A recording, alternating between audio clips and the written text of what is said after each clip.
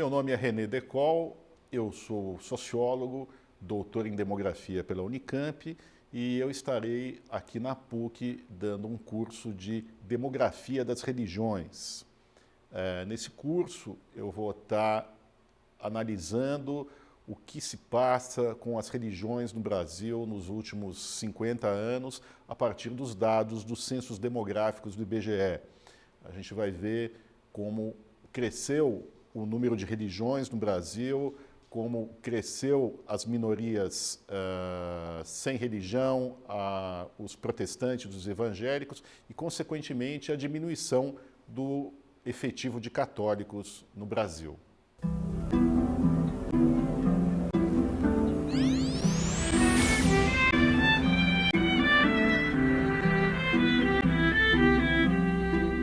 Nova Estela Ciência em Debate, um programa da TV PUC São Paulo, um programa gravado aqui no estúdio da TV PUC, mas que conta com o apoio do Programa de História da Ciência, um programa voltado ao mestrado, doutorado, estrito sensu, e também um centro de pesquisa que busca uma reflexão histórica, contextual da ciência, os seus primórdios da ciência moderna, na sua antiguidade mais distante, e que traz aqui semanalmente para o nosso telespectador um convidado que venha a elucidar alguma área da ciência.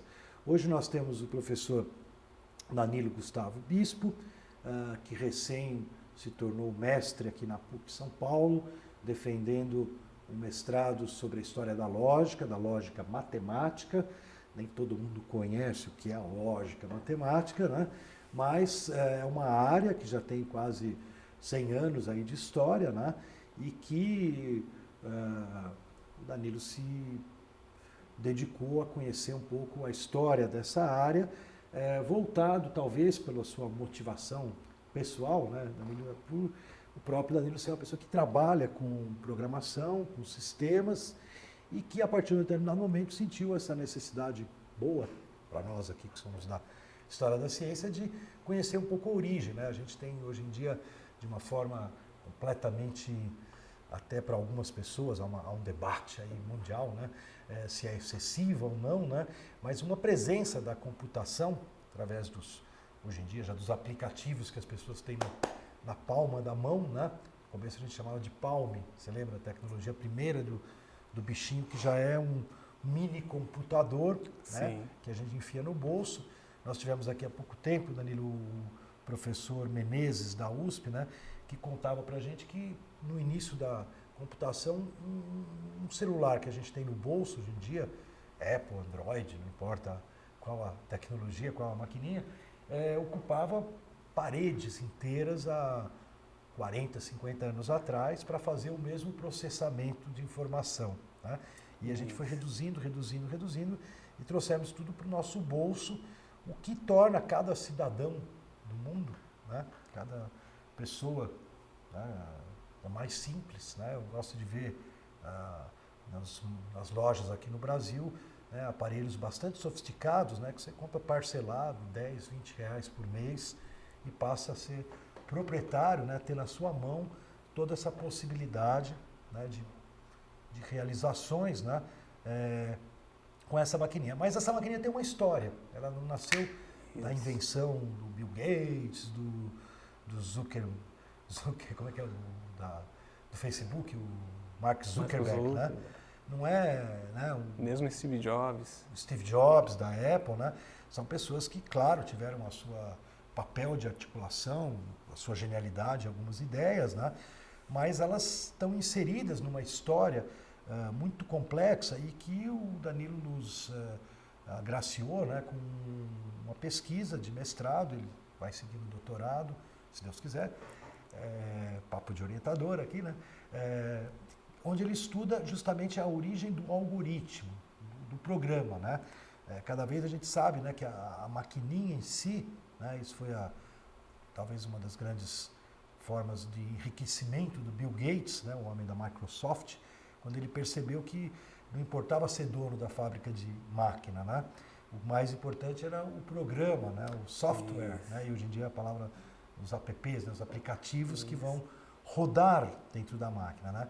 E esses aplicativos, então, tem uma história muito interessante que o Danilo já nos contou um pouco aqui no Nova Stella, mas hoje ele vai aprofundar alguns aspectos que não deram tempo da gente cobrir, né? Então conta para nós aí, quem que você estudou, o que você estudou? Bom, primeiramente, olá, professor, venho agradecer mais uma vez, né, pelo convite, né? E me chamo Danilo, sou estudante de computação, né? E trabalho com computação, com programação, como você mesmo disse, né? Já está aí há uns 13 anos, mais ou menos, né? Já trabalhou para grande rede de lojas, né? Já trabalhei. Gente que fez compra aí, né, dos seus móveis em casa, tudo, e o Danilo que estava ali garantindo a rede. Programei já bastante, é um tempo razoável, né? E eu sempre tive essa curiosidade, né, de estudar ciência, eu sempre gostei da ciência, né? Aí computação, tecnologia também, né? E me interessei, realmente, como você disse, a tentar descobrir as origens, né, da minha área de conhecimento, né, da onde que surgiu, né? E entrando no programa da PUC de mestrado, eu tive a possibilidade de estar, né, podendo dar início, né, nessa pesquisa, porque assim, a pesquisa ela é muito vasta, né? Tem N fatores, né? A história da ciência ela mostra assim que o quão complexo que é o conhecimento, né? A forma de conhecimento humano, né? E eu vim estudar a teoria de uma figura que se tornou peculiar no mundo da computação, que é o Alan Turing, né? Ele criou um método no início do século XX que seria como se fosse uma receita, uma forma de se criar programas de computadores, né? Tal como você colocou, que antigamente existia um computador gigantesco para executar uma determinada tarefa, hoje a gente consegue fazer isso num computador de bolso. Realmente, em termos de questões físicas, né, a gente conseguiu meio que assim aprimorar esse desenvolvimento. Agora, a forma como a gente instrui a máquina, ela continua a mesma. Ela obedece esse método que foi criado por esse autor, que é o Alan Turing, no início do século XX. Né? A forma de programação, ela continua a mesma. Né? Então, eu fui tentar descobrir quais fatores que levaram o Turing a criar esse método. Né? O que tornou, porque assim, ele é um método extremamente elementar e peculiar. Né? Então, assim, ele é muito singular no que diz respeito à forma de fazer computação. Então, a minha curiosidade ela ficou mais voltada para saber como que ele chegou a essas ideias, né? E para isso, eu estudando, fazendo minha pesquisa, vi que tinha todo um contexto de estudos da matemática, né? Existia toda uma comunidade de matemáticos envolvida em algumas questões no final do século XIX para o início do século XX. E o Turing ele é um personagem que ele está inserido nesse meio, né? A gente sabe que no final do século XIX, né, um dos objetivos dos matemáticos em si era eliminar os paradoxos e contradições que se tinha nas teorias matemáticas, né? Então, uma das propostas colocada por um eminente matemático, que é o David Hilbert, né, um alemão, foi estabelecer uma proposta de se criar um programa a fim de se eliminar todas essas contradições, esses paradoxos das teorias, né? E para isso ele colocou algumas diretrizes nesse programa. Um deles seria a ideia de completude, a ideia de consistência e a ideia de decidibilidade, né? Explicando assim resumidamente, a completude implicaria no quê? Que dentro de uma teoria matemática eu pudesse sempre demonstrar, através de passos válidos, a validade de cada fórmula dentro dessa teoria. Resumidamente, a completude estaria nisso. A consistência estaria vinculada mais à questão de você não poder derivar uma proposição e a sua contradição ao mesmo tempo numa determinada teoria. E a decidibilidade era o fornecimento, a criação, a elaboração de um método genérico que pudesse provar uma fórmula arbitrária dentro desse sistema formal. E a ideia, inicialmente, é realmente poder se provar através do método racional, lógico, né, que não existem contradições dentro das teorias, né? Vamos dar uma recapitulada aí, traduzida para o nosso telespectador entender onde é que a gente está, o que o Danilo está comentando aqui, porque toda vez que a gente tem o tema da história da lógica, história da matemática, muitas vezes é, até pelo lado abstrato, né, o mais difícil da gente sentir o que está sendo falado. Né? Isso, Então, o que você está traduzindo aí, me corrija aí se eu não estiver correto, porque o que você está dizendo assim, que quando a gente está no final do 19, começo do século 20, né, então na virada, quando chegou o ano 1899, para entrar no ano 1900, o Hilbert, esse matemático de grande expressão na época, ele resume uma série de tendências e questões através de alguns problemas para o século XX. Exatamente. Vamos dizer assim, né, o famoso programa de Hilbert. Né? E é legal, até eu gosto de fazer uma comparação, a gente já tratou esse assunto uma vez aqui no Nova Stella, né? Que de certa forma a gente vê uma certa ironia, né? Na profundidade dos problemas que o mundo intelectual viveu na virada do 19 para o 20 e os problemas que o mundo intelectual viveu na virada do 20 para o 21, quando a gente tinha o bug do milênio, que eu não sei se você acompanhou, né? Sim. Que era saber o que ia acontecer com os computadores no dia Após seguinte, no dia 1º de janeiro do ano 2000, né? Como as máquinas estavam programadas com 9 e depois 2 dígitos que começaram na década de 40, né? 45, 46, 47, os anos 50. O que ia acontecer quando eu chegasse no 1999, no dia seguinte? Havia um medo. Né? Aliás, esse medo era justificável, né? Você que é um homem da área de... Porque eu lembro que se investiu muito, se falou muito, mas depois que passou o dia 1º de janeiro não aconteceu nada no planeta. Porque assim, a base da computação é a memória, né? O armazenamento de dados, né? E esse armazenamento de dados, de certa forma, ele é controlado pela data, né? Então você controla ele através desse intervalo, né? Então o receio que se tinha é de que essas informações que de certa forma ficam armazenadas, né? Porque para você ter computação você tem que ter um armazenamento prévio, né? Era de se não conseguir recuperar essas informações, né? De se perder, né? Então esse era um dos receios aí. Mas não aconteceu. Não aconteceu. Graças aos programadores, o pessoal do sistema? Então, na verdade, a própria estrutura, né? Eles achavam que tipo não ia ser possível recuperar, né, a informação, né? Mas na verdade não foi mobilizado nada, assim, não teve um colapso. Não teve um colapso e nem foi preciso ter uma atuação. Né? Bom, vamos fechar esse parênteses, né? Eu gosto de fazer essa comparação assim um pouco irônica, né? Porque de certa forma eu estou dizendo assim que a virada do 19 para o 20 foi mais profunda em termos de questões, né? Sim. A questão do bug do milênio, como você mesmo agora já nos diz, ela passou e tal. No caso do programa de Hilbert, não, né? Recapitulando, né, o Danilo nos adianta que ele colocou vários problemas e dentre esses problemas de fundamentação do raciocínio matemático, lógico, implicava, né, em nós demonstrarmos, né, de uma forma absoluta, né, lógica, formal, a consistência, a completude e a decibilidade. Né? Exato. 3, obviamente, não é à toa isso, porque, de certa forma, é isso que a matemática faz, quer dizer, ela se processa consistentemente, em princípio, a gente imagina que qualquer soma de números pode ser demonstrada, né? Só para o telespectador entender, quer dizer, que 1 mais 1 é 2, a gente já sabe, né? Mas o bacana é a gente ver a prova de que 1 mais 1 é 2, né? Uma sequência de passos, né, que provem, né? E que tenham no final, lá embaixo, como consequência, 1 mais 1 igual a 2. Né? Tudo aquilo que a gente faz brincando, qualquer criança faz, para esse pessoal que o Danilo está estudando, é uma página inteira, é uma sequência grande que termina com aquilo. Isso é a demonstração. Exato. E o que você está dizendo para nós? Que o problema deles era mostrar, vamos pegar o caso da consistência, da completude, né, por exemplo, que a matemática, a aritmética, poderia ser demonstrada que ela era consistente. Eu não quero provar que 1 mais 1 é igual a 2 e que 1 mais 1 é diferente de 2, 1 mais 1 é 3, 1 mais 1 é 4, né? 1 mais 1 é 2. Né? E, por outro lado, também não iria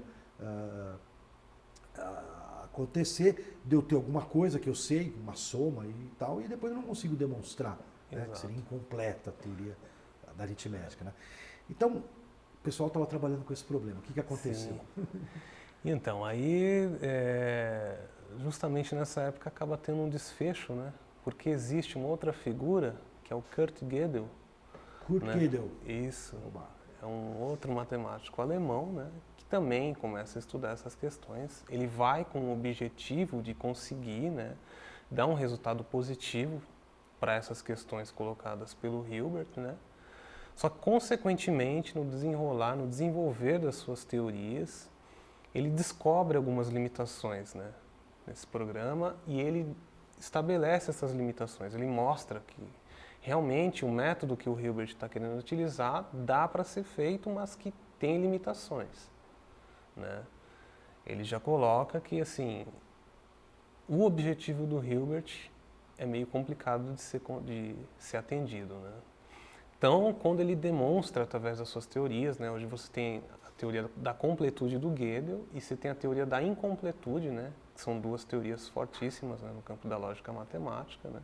Quando surgem essas teorias, o pessoal começa a ficar meio que espantado e, assim, ver então o que é possível fazer diante dessa situação, né.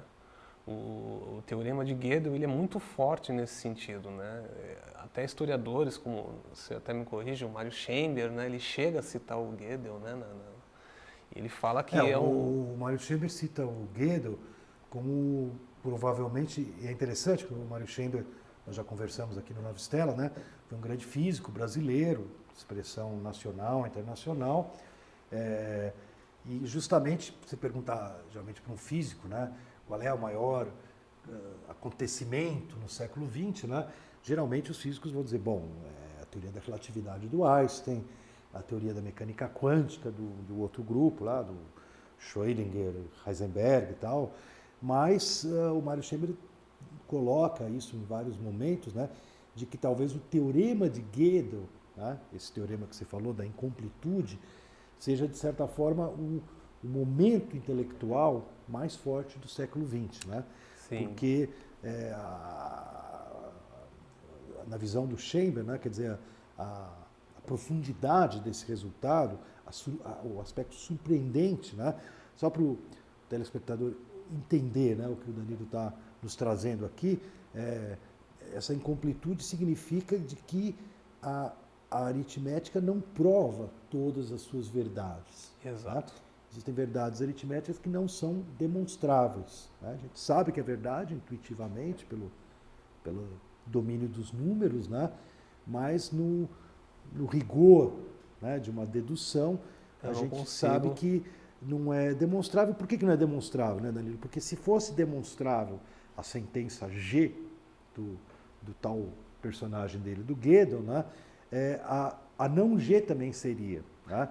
Por uma questão complexa de construção, ele consegue descobrir essa sentença, né, esse trambolho ou essa sinfonia formal, né, e se a gente trata a aritmética como consistente, que a gente faz toda vez que a gente soma, que a gente faz as coisas, ela implica na incompletude. Exato. E o pior de tudo, né, é que depois da incompletude, né, o Gödel, como uma consequência, ele demonstra que também a consistência não pode ser provada, porque a prova da consistência implicaria na prova da sentença de Gödel. Mas a sentença de Gödel ele já provou que, se fosse demonstrável, a sua negativa também seria. E, portanto, seria inconsistente. Então, a prova da consistência implicaria na inconsistência. Resumindo toda essa história, mostra limitações do pensamento formal. Exatamente. A resposta ao programa de Hilbert, em alguns quesitos, né, é negativa. É negativo.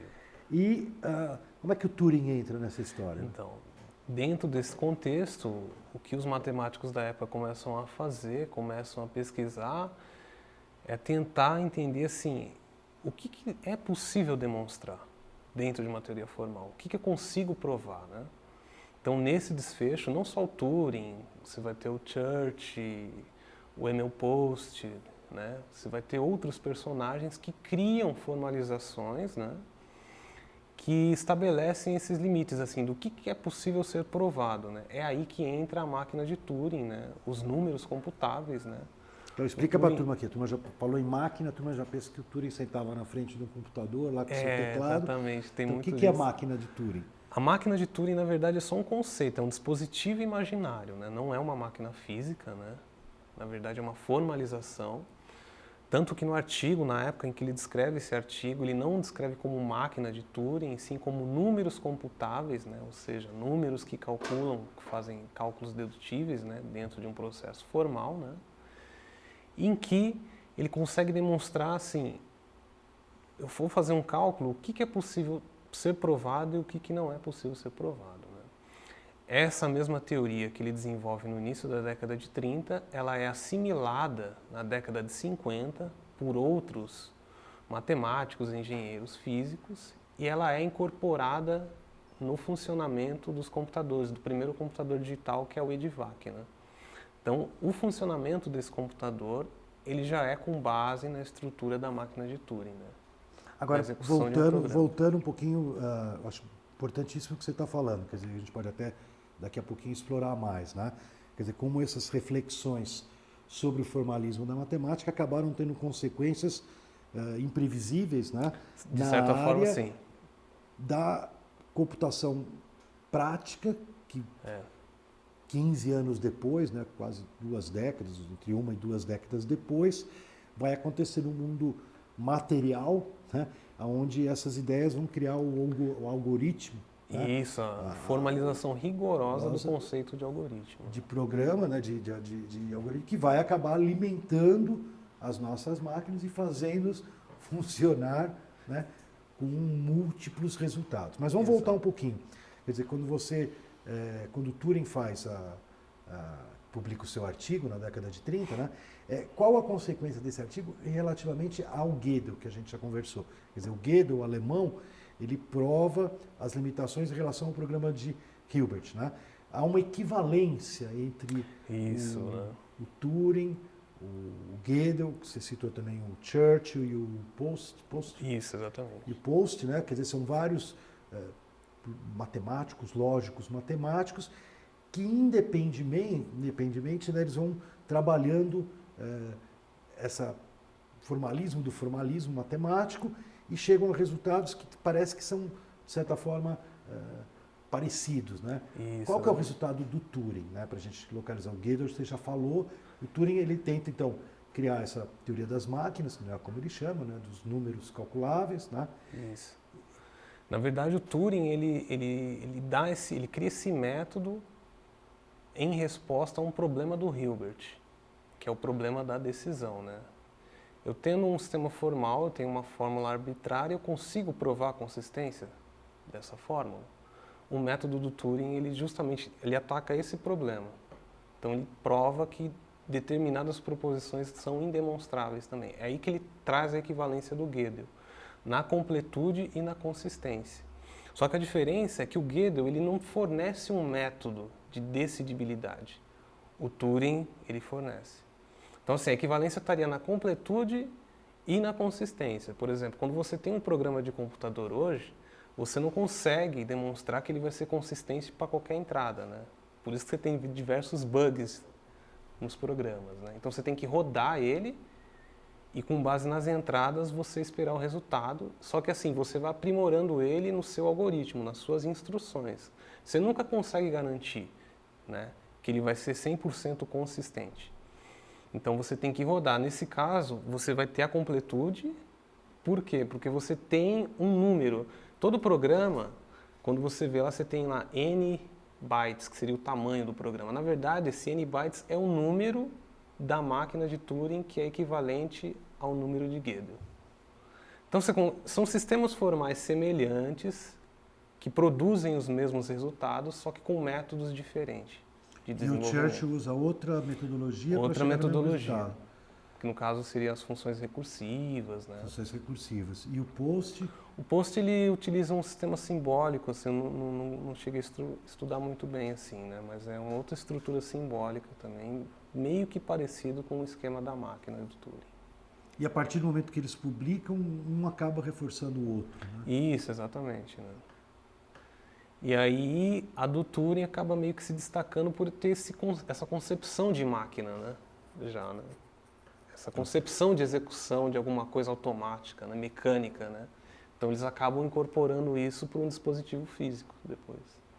Fica mais simples. De certa forma, nós somos herdeiros do Turing do ponto de vista da programação. Exatamente. É isso. Interessante. Eu acho assim, bastante importante, né, a tua participação e também o fato de que a área, né, a área da história da computação começa a ganhar, né, até pelo tempo, né, já começa a ter. O Turing fez quantos anos? Foi 100 anos, né? 100 Ele anos. completaria o ano passado. O ano passado. Isso, 2012. E o teorema dele é da década de 30, né, Isso. também já tem 70, 80 anos, né? Então é uma área, de certa forma, nova, né? Eu tenho ouvido aí bastante iniciativas, como a do Danilo, né? Tivemos recentemente até num grande congresso aí na nossa área, e foi pela primeira vez criada, introduzida a divisão de história da computação, né? Que provavelmente vai, assim como você, né? Quer dizer, lançar muita luz aí em relação a toda essa praia nova aí para o historiador da ciência, que são processos que se acentuam no final do 19, pegam a primeira metade do 20, com parece ser uma coisa totalmente formal, abstrata, e acabam, a partir de décadas de 40, 50, se aproximando excessivamente da vida cotidiana das pessoas através dos computadores. A gente vai encerrando mais um Nova Stella, bastante agradecido ao professor Danilo pela luz em relação a essa área tão atual, né, que é a área digital da computação, e esperando sempre a inspiração da Nova Stella, né, que aconteceu lá na Renascença, que enxergar uma estrela nova tal possa nos ajudar a entender e modificar o mundo que a gente vive.